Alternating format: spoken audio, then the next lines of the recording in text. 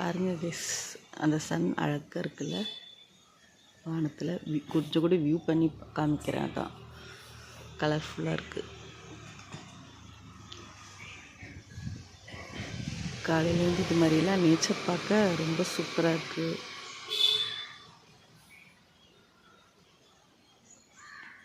இப்போ கோவிலில் ஒர்க் பண்ணுறதுனால இதெல்லாம் டெய்லி நான் பார்க்குறேன். இங்கே இருக்கிற இந்த கிளிகள் சவுண்டு, காக்கா, குருவி எல்லாத்தோட சவுண்டும் ரொம்ப சூப்பராக இருக்குது கேட்க. பேர்ட்ஸ் சவுண்டு, மயில் சவுண்டு, பறவைகளோட சவுண்டும், இயற்கை காற்று, இதெல்லாம் ரொம்ப ரசிச்சிட்ருக்கேன் இப்போ நான். அது மட்டும் இல்லை, சீக்கிரமாக வந்து கோவிலில் இருக்கிறதும் ஒரு சூப்பராக இருக்குது. ஒரு வெரைட்டியான ஒரு மகிழ்ச்சி. இந்த மாதிரி தான் ஃபங்க்ஷனில் தான் சீக்கிரமாக வந்து கோவிலுக்கு தொழுவோம். இது இப்போ டெய்லி நான் ஒர்க் பண்ணுறதுனால சீக்கிரமாக வரேன்னா கோவிலுக்கு.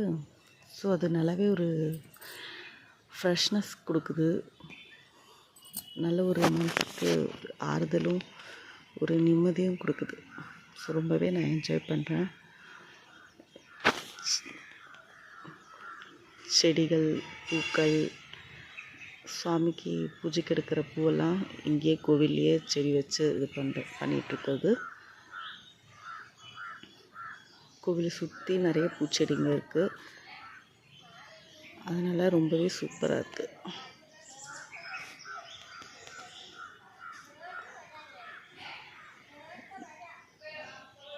நிறைய பறவைகளோட சவுண்டும் கேட்டு கேட்டு ரொம்பவே ஹாப்பியாக இருக்கேன். ஆல்மோஸ்ட் எனக்கு இந்த பறவைகள் சவுண்டு, இயற்கைனாலே ரொம்ப பிடிக்கும். அதுவும் இப்போ நான் டெய்லி அதை அனுபவிக்கவும் செய்கிறேன்னா, ஸோ அதனால் ரொம்ப ஹாப்பியாக இருக்கேன்.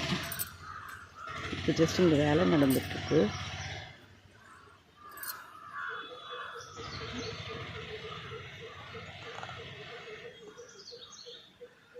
மரங்கள்லாம் நிறைய கட் பீஸ் போட்டு வச்சுருக்காங்க. கோவிலில் ரிப்பேர் வேலை நடக்குது கும்பாபிஷேகத்துக்காக. ஸோ அதனால் தான் இங்கெல்லாம் இப்படி இருக்குது.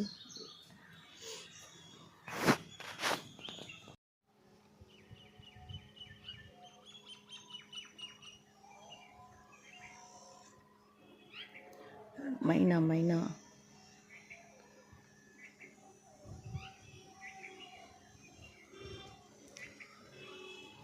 பாருங்க கைஸ், நம்ம வீட்டிலேருந்து கிடச்ச பூ, மஞ்சப்பூவும் கனகாமரமும் இருக்குது.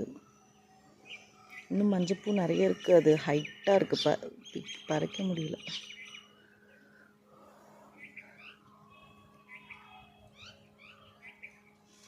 இப்போ சாமிக்கு கொண்டு போயிட்டுருக்கேன் பூ.